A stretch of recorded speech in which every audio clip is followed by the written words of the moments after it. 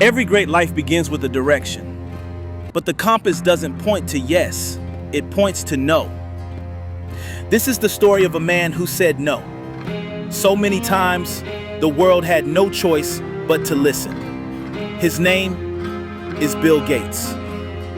He built Microsoft. He transformed the digital age. He became the richest man on earth, then gave half of it away. But if you think that's the story, you're missing the truth. Let me tell you something.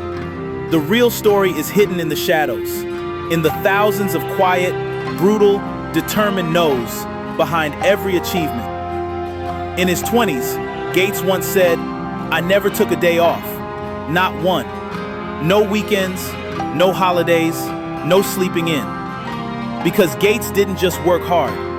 He said no to everything that made others stop. He said no to distraction, no to music, no to movies. For years, he silenced the world just to hear his own vision. And I need you to hear this. He once said, "I cut out TV and music completely." Why? Because every minute spent drifting was a minute not building. While others joined clubs, he buried himself in code. While classmates partied, he stayed back, alone, with a blinking cursor. His friends joked he was antisocial. Maybe he was, but sometimes that's what greatness demands. No to comfort, no to balance. His 20s weren't peaceful, they were productive. He skipped sleep, skipped lunch, skipped Thanksgiving. You think you want success? Then ask yourself, what are you willing to skip? Because he wasn't chasing rest, he was chasing reach. His parents were proud, his professors impressed. Harvard was a dream, but Gates said no. He dropped out with no business plan, no funding, no guarantee, just an idea, and the urgency to chase it before the world moved on. He said no to the safety net, no to the applause, no to the diploma. And don't get it twisted. I gave up a lot to leave Harvard, he admitted. He wasn't fearless, he was afraid, but he moved anyway. That's courage, not absence of fear, but refusing to let fear make the call. Every day after he dropped out, the question came, should I go back?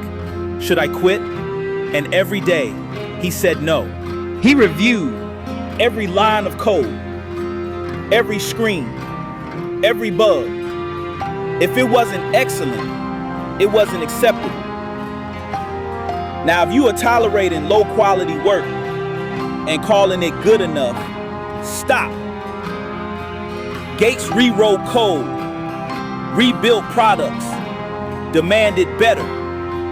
Because good enough isn't good enough when you're building a legacy. VCs came knocking with money, comfort, shortcuts. Gates said no. No to dilution. No to distraction. No to people who didn't get the mission. He failed before. Trafo data, it bombed. But failure didn't end him. He said no to quitting and tried again. He faced burnout, isolation, pressure. But even when he cracked, he didn't collapse. Because behind every success you see on stage are 1,000 quiet, uncelebrated no's. No to comfort, no to ego, no to excuses, no to being liked, no to slowing down, no to staying average. Gates didn't become Gates because of one brilliant idea. He became Gates because he protected that idea with a wall of no's. And now it's your turn. I'm telling you, if you want to do something legendary, you've got to learn the power of no. Welcome to the NooZone. Let us discover greatness with no.